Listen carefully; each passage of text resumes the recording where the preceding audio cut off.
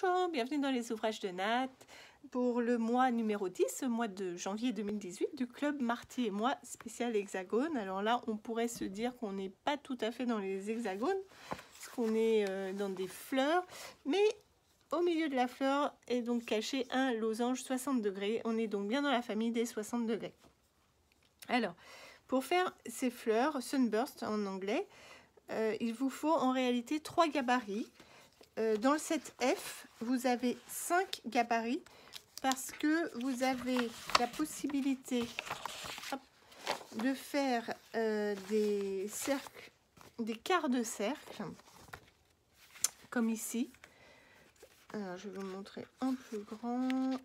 Voilà, des quarts de cercle comme ici. Et donc, aux extrémités, on utilisera les deux gabarits numéro 40 et 41 dont nous n'aurons pas besoin quand on fait des fleurs entières comme celle-ci. Pour celle-ci, on a besoin du numéro 37, 38 et 39.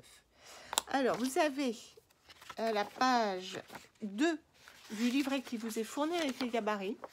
Ici, Cutting the Sunburst, vous avez les quantités de pièces à couper pour un bloc. Alors, c'est simple, il vous faut 16 de chaque. 16, 37, 16, 38, 16, 39. C'est un modèle que vous pouvez assembler à la main ou à la machine une fois que vous avez coupé vos pièces. Parce qu'il y a quand même la petite couture en Y. Mais c'est pas bien compliqué. Pour la coupe des pièces, c'est comme d'habitude. Hein. Vous utilisez le losange lui-même pour déterminer la largeur de bande à couper. Et dans la bande que vous avez coupée, vous coupez vos losanges et vous coupez vos autres formes.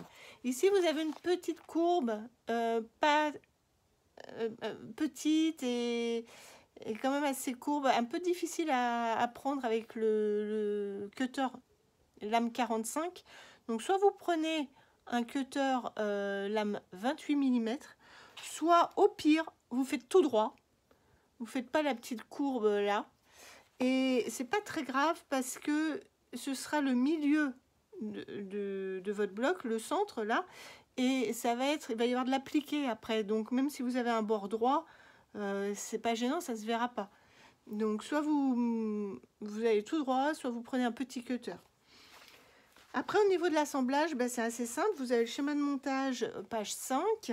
Vous commencez toujours avec le losange sur votre gauche. Vous commencez par assembler le numéro 39 en bas, c'est couture droite de bout en bout. Et puis après, vous rajoutez le numéro 38.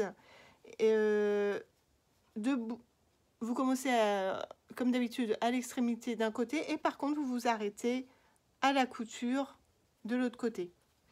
Et après, c'est des coutures en Y, un Y un peu évasé, mais ce qu'on a vu depuis le début pour les cubes, etc.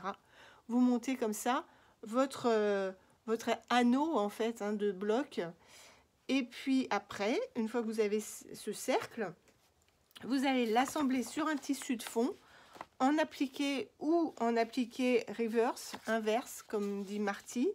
Donc soit vous appliquez ça, soit vous faites le contraire, c'est le fond que vous appliquez sur votre anneau là. Alors, je pense qu'on essaiera de vous faire une vidéo avec Marty un peu plus détaillée sur sa méthode de l'appliquer reverse, mais inversé. Mais faites comme vous avez l'habitude de faire en appliqué, main, machine, c'est ce que vous préférez, ce qui est plus facile pour vous. Après, pour le centre, vous avez à la fin du livret les gabarits papier. Ils sont taille finie là, donc il faut que vous rajoutiez la marge de couture, environ 5 mm. Le trait idéal, si tout s'est bien passé, c'est le trait du milieu. Mais il se peut que votre bloc soit pas tout à fait de la taille idéale calculée pour avec les gabarits, on ne sait jamais, ça a pu bouger un petit peu. Donc elle vous a mis 3 cercles. Elle vous a aussi mis des traits pour couper un quart de cercle si vous faites façon pas de l'ivrogne, comme ici. Donc pour le cercle du milieu. Pour ici le L qui correspond au tissu de fond, vous pouvez vous servir, en fait c'est la même méthode, ce sont des blocs de 6 inches et demi.